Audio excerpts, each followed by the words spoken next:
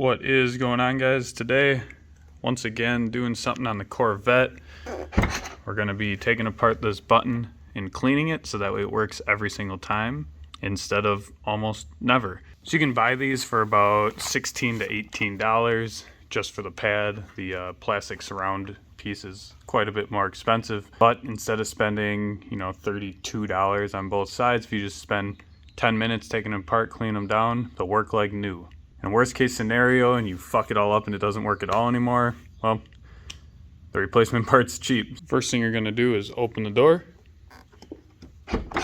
if it works, and then remove those two Phillips head screws. Once those Phillips head screws are out, you can take this piece off. And while it's off, you can clean that up.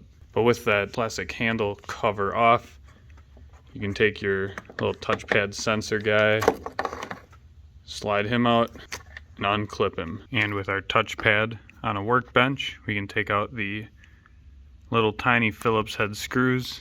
With all those screws taken out, the top half will just come off of the bottom half. And this one isn't very dirty, but on my driver's side, about half of this was green and corroded, so it made a world of difference. So even though this isn't very dirty, I'm still gonna clean it.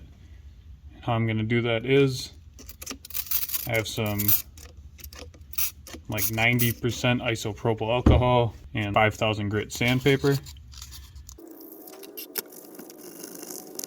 right, and after scrubbing it for a little bit, just gonna take a rag and wipe it out. It looks pretty much brand new now. And then I'm gonna do pretty much the exact same thing on the top side here. Primarily these 4 big tabs, but try and clean the entire thing.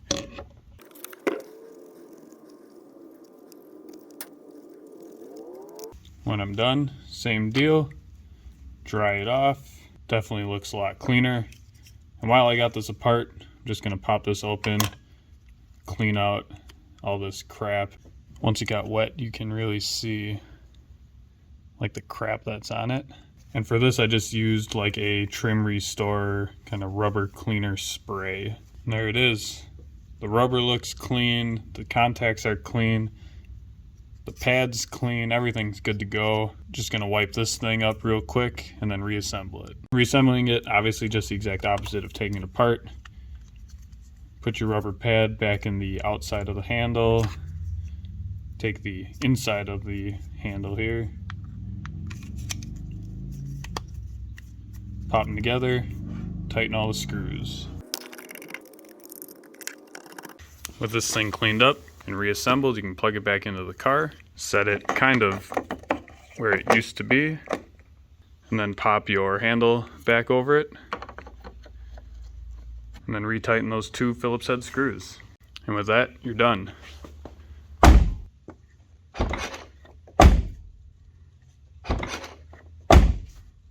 Works every time now. Alright guys, have a good day and enjoy being able to get into your car.